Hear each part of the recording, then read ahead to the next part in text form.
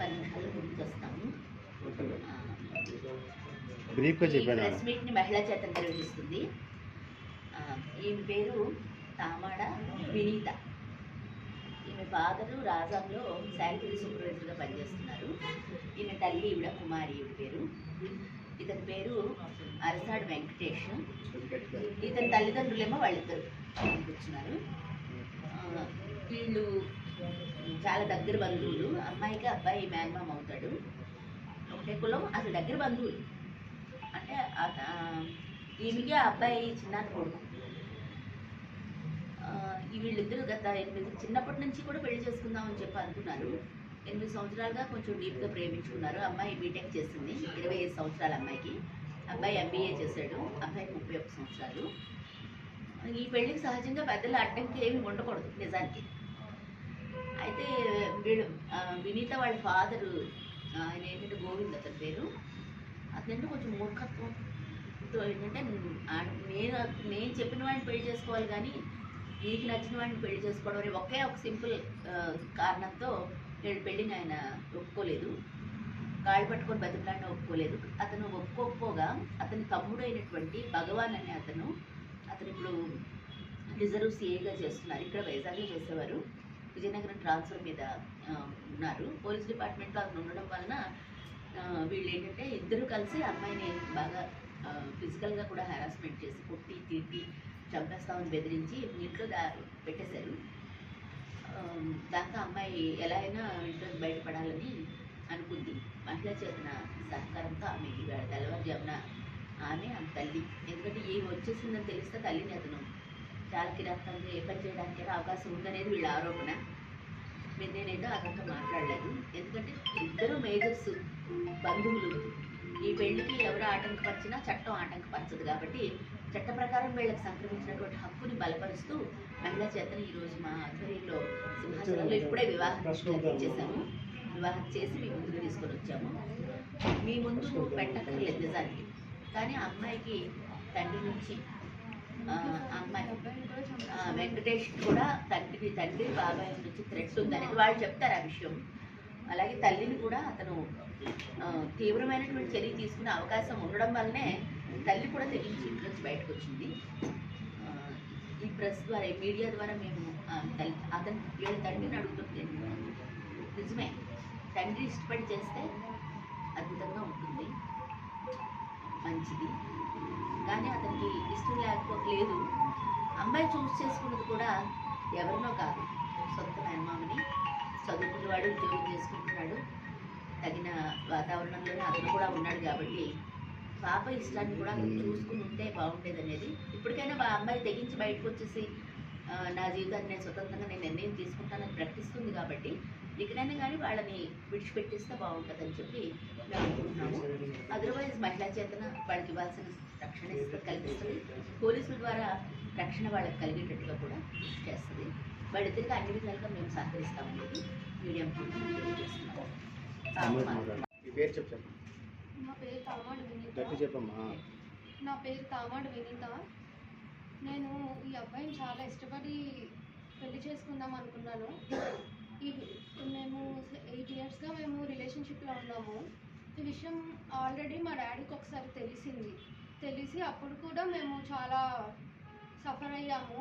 అప్పుడే వార్నింగ్ అప్పుడు మాకు ఏంటంటే ఒకవేళ మీ ఇద్దరు వెళ్ళిపోయి పెళ్లి చేసుకున్నా సరే టిప్పర్ లారీలతో గుర్తించేస్తాము, అలాగే చాలా బెదిరించి భయపెట్టారు. అలా భయపెట్టడం వల్ల మళ్ళీ మేము నార్మల్గా ఉన్నాము.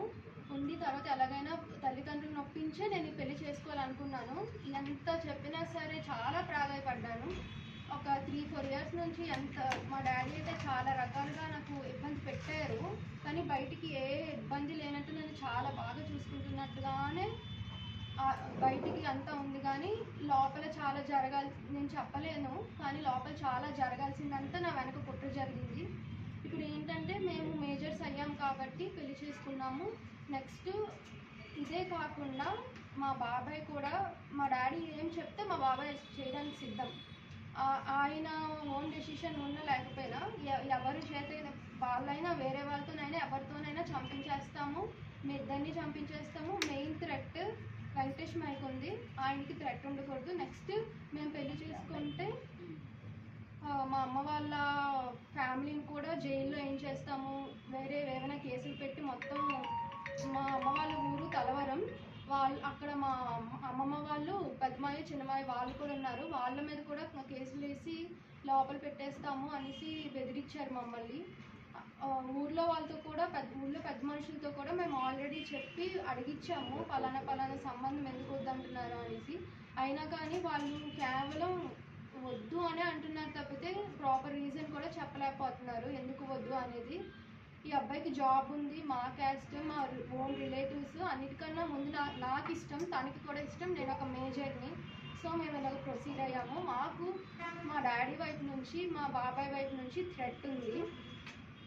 సో మీరు కొంచెం మాకు హెల్ప్ చేయాలి. మేడం సహాయం వల్ల మేము ఈరోజు పెళ్లి చేసుకున్నాము. ఈవిడే మాకు ప్రతి విషయంలోనూ తోడుంటామని చెప్పారు. లైఫ్ లాంగ్ మాకు ఈ థ్రెట్ ఉంది, ఇప్పుడే కాదు. ఏం చెప్పారంటే ఇప్పుడు కాకపోతే 10 years తర్వాత, ఆ తర్వాత అయినా ఎక్కడో దగ్గర దొరికితే మిమ్మల్ని వేసేస్తాం అన్నట్టుగా మాకు ఒకనొక టైంలో వార్నింగ్ ఇచ్చారు. కాబట్టి మేము ఈవిడ సహాయం తీసుకున్నాము. ఈవిడ మాకు అన్ని రకాలుగా హెల్ప్ చేసింది. కుమారి, నా భర్త పేరు గోవిందరావు, శానిటేషన్ సెక్రటరీ. మా వారు వాళ్ళిద్దరూ మేజర్లు ఇష్టపడి పెళ్లి చేసుకున్నారు. ఇంట్లో వాళ్ళకి నచ్చలేదని వాళ్ళిద్దరూ మ్యారేజ్ చేసుకున్నారు. వాళ్ళకి ఇష్టపడి మ్యారేజ్ చేసుకున్నారు సార్. నేను ఏంటంటే ఇప్పుడు నాకు ఇంట్లో వాళ్ళు చేసుకున్న తర్వాత నాకు రక్షణ ఉండదు కాబట్టి నేను పాపతో వచ్చాను. తర్వాత ఏంటంటే నాకు మా వాళ్ళకి నాకు నా ఫ్యామిలీ తరఫున అన్నయ్య, నాన్న, తమ్ముడు వాళ్ళందరికీ రక్షణ కావాలి సార్. గర్పిస్తున్నారు. మీరు వాళ్ళ అబ్బాయి వాళ్ళ తాలూకా అమ్మాయి తాలూకమ్మా? అమ్మాయి కాదు. అబ్బాయి వాళ్ళు ఎప్పుడైనా సరే మీరు వాళ్ళ తల్లిదండ్రులతో మాట్లాడారా? తల్లి ఈవిడే, అమ్మాయి తాలూకు తల్లిదండ్రులతో? అమ్మాయి తల్లి ఈవిడే, అబ్బాయి తల్లిదండ్రులు అంటే ఎప్పుడైనా మీరు ఇలా ఈ విషయం తెలిసిన తర్వాత మీరు మాట్లాడుకున్నారా? ఓకే. చిన్నాన్న పిన్ని చిన్నాన్న కొడుకు అబ్బాయి. పిన్ని వాళ్ళు ఈ అమ్మాయికి పెళ్లి చేస్తామని మాకు తెలియకుండా అమ్మాయికి ఇంకొకరికి చేసేస్తామని చెప్పిన తర్వాత ఈ మాటలన్నీ బయటకు వచ్చేసారు. మేము అడిగాము, ప్రాధాయపడ్డాము. మా మధ్య గారికి, మా ఆయనకి కాలు పట్టుకొని ప్రాధాయపడి అన్నీ చేసినా సార్ వాళ్ళు వినిపించుకోలేదు. నాకు ఒక్కగారు ఒక పాప అండి, అంతకంటే మరి ఇంకేం చెప్పండి. పిల్లలతో కదండి ఏదైనా సరే వాళ్ళు జరిపించి, నాకు కూడా పాప ఏమైపోతుందని భయంతో నేను కూడా వాళ్ళతో వచ్చాను. ఓకే.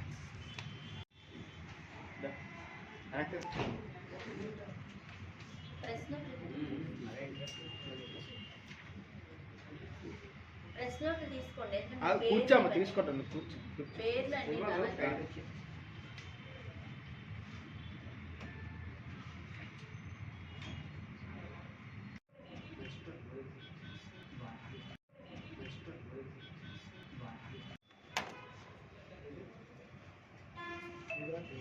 వచ్చేస్తానమ్మా.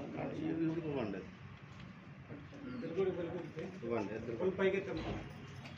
కొద్దిగా నుంచి రైట్ అంతే.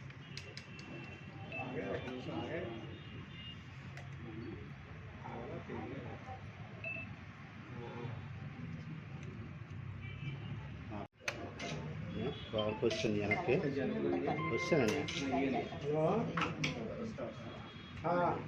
చెప్పండి. వేసారు పంపించాను.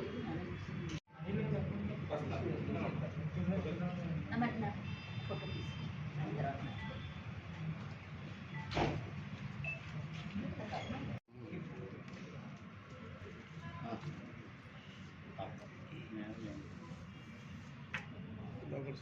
కావాలంటే ఒకటి తీసుకున్నాను, పర్వాలేదు. ఎవరికైనా కావాలంటే ఒకటి తీసుకున్నాను అసలు.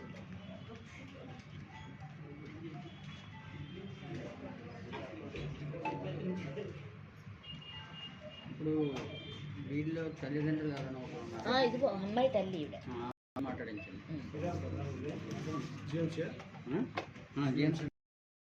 Thanks for watching. Please subscribe our Spy News Live channel.